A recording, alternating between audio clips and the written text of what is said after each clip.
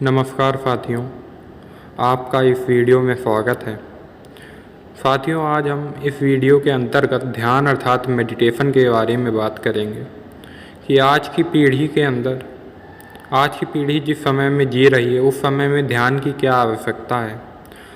तो आज हम ध्यान क्या है, ध्यान की आवश्यकता तथा ध्यान क्यों करना चाहिए, इस पर आज हम लोग संक्षेप में बात करेंगे।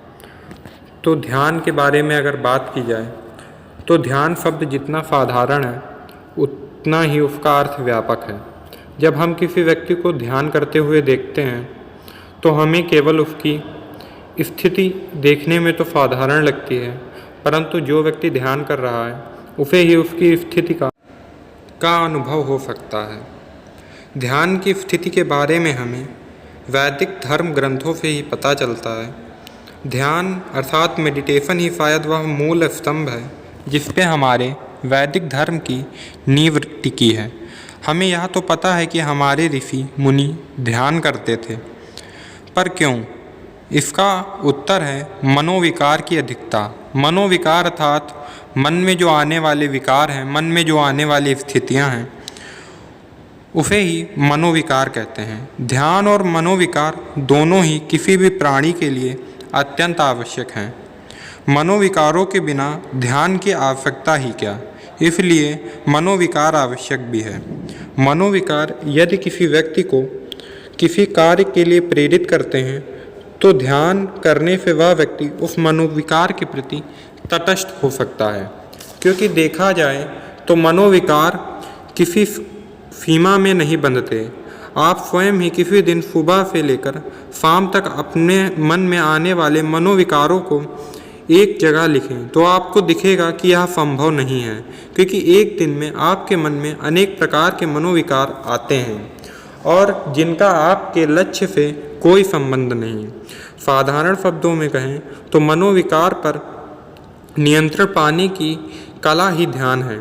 ध्यान के बारे में कुछ विद्वानों का यह मानना है कि ध्यान हमारे मस्तिष्क के अचेतन भाग की शक्ति का एहसास हमें कराता है, जिससे हम किसी भी लक्ष्य को पा सकते हैं, कठिनाइयों को पार कर सकते हैं, स्वयं पर नियंत्रण रख सकते हैं। ध्यान करने से व्यक्ति क्रोध पर भी नियंत्रण पा सकता है।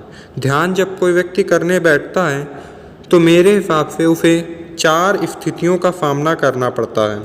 उस समय चल रहे उसके मन में मनोविकार तथा इसके पश्चात जब वह पहली स्थिति को पार कर लेता है तो उसे काल्पनिक मनोविकार तथा उसको तीसरे भाग में ध्यान की निम्नतम अवस्था का प्राप्ति होती है तथा उसके पश्चात वह अपने ध्यान को आगे बढ़ाता है। ध्यान और योग एक दूसरे के पूरक हैं। दोनों का ही जो कार्य सिद्धांत है एक दूसरे के बिना अधिक दिनों तक स्थिर नहीं रह सकता। ध्यान जहाँ मन को स्थिर रखता है वहीं योग उसमें उत्साह जगाता है। आज आधुनिक काल में इसकी बहुत बड़ी ज़रूरत है। सोशल मीडिया के ज़माने में लोग कुछ ही समय में कितनी ही चीज़ों को देख लेते हैं, वह उससे संबंधित मनोविकार उनके मन में उत्पन्न हो जाते हैं। इसीलिए आधुनिक पीढ़ी, खासकर युवा पीढ़ी को ध्यान से परिचित कराना आवश्यक है। आप स्वयं भी घर में सुबह 30 मिनट ध्यान कर सकते हैं। ध्यान करने के लिए किसी भी स्पेशल इंस्ट्रूमेंट की आवश्यकता तो नहीं होती।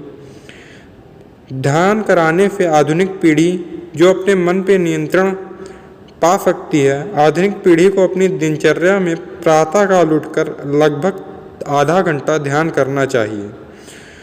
ध्यान व योग अवश्य करना चाहिए, क्योंकि जो ध्यान है केवल ध्यान करने से ही लक्ष्य की प्राप्ति नहीं होती, परंतु उसके लिए कर्म भी करना आवश्यक है।